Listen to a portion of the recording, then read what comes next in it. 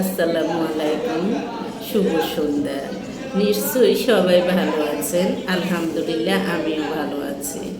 আজকে আমি আপনাদের সাথে একটি বিষয় শেয়ার করব, যে বিষয়টি হলো আত্মার গুরুত্ব।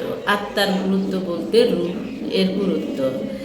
যেমন আমরা মানুষ কি আমরা সকলে জানি, হ্যাঁ মানুষ মানুষ মানে চোখ, নাক, কান, হাত পা আছে, এরকম দেখলেই আমরা মানুষ বলি। তা কিন্তু নয়।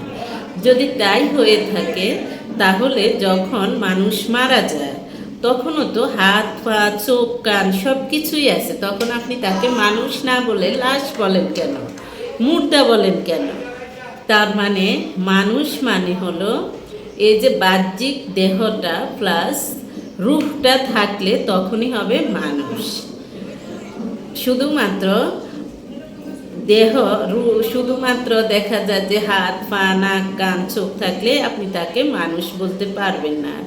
যে পর্যন্ত এই দেহটার ভিতরে রূহটা থাকবে সে পর্যন্ত হলো আপনি মানুষ। আর যখনই রূহটাকে বের করে দেয়া হবে তখন আপনি লাশ বা মুর্দা। এটা কি খেয়াল করেছেন কেন? হ্যাঁ, তারপরেও কি বিশ্বাস করেন না আমাদের যে সৃষ্টিকর্তা আছে এইসব নিয়ে কল্পনা করবেন? যাদের দেখা যায় যে হ্যাঁ ঠিক আছে, মানুষ একসময় না বুঝে ভুল করে বা না বুঝে অনেক ধরনের অপরাধ করে, গুনাহ করে। এইসব জিনিস যখন আপনি কল্পনা করবেন তখন দেখা যাবে যে আপনার গুনাহের পরিমাণ দিন দিন কমবে।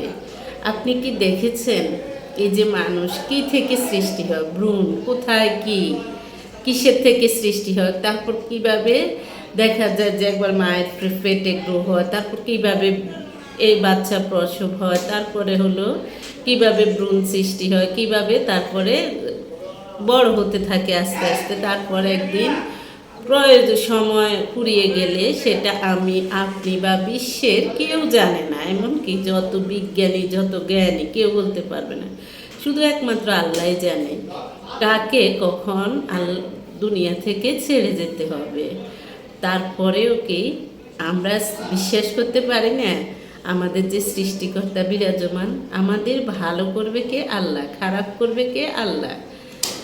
হ্যাঁ ঠিক আছে, সেটার জন্য আল্লাহ আবার আমাদের ব্রেন দিয়ে রেখেছে, অর্থাৎ মানুষের মধ্যে ব্রেন দিয়ে রেখেছে। এই ব্রেনকে কাজে লাগিয়ে যে ভালো পথে যেতে চায় তাকে আল্লাহ ভালো পথে পরিচালিত করবে, আর যে খারাপ পথে যেতে চায় তাকে আল্লাহ খারাপ পথে পরিচালিত করবে, অর্থাৎ খারাপ পথের দিকে অগ্রসর করবে। খারাপ পথ অনেক আছে। দেখা যায় যে আমরা ভাবি যে জেনা করা, মানুষকে মেরে ফেলা, তারপরে চুরি ডাকাতি করা, তারপরে এগুলা খারাপ কাজ। এগুলা ছাড়াও আরও অনেক খারাপ কাজ আছে। এই যে মিথ্যা বলা কবিরা গুনাহ।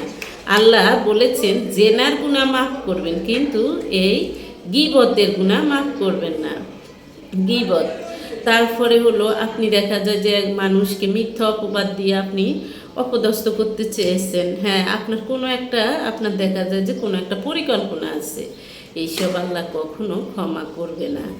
তাই নিজেকে সময় থাকতে সংশোধন করবেন, সময় থাকতে নিজে আদর্শ মানুষ হওয়ার চেষ্টা করবেন। আল্লাহ হাফেজ, আসসালামু আলাইকুম।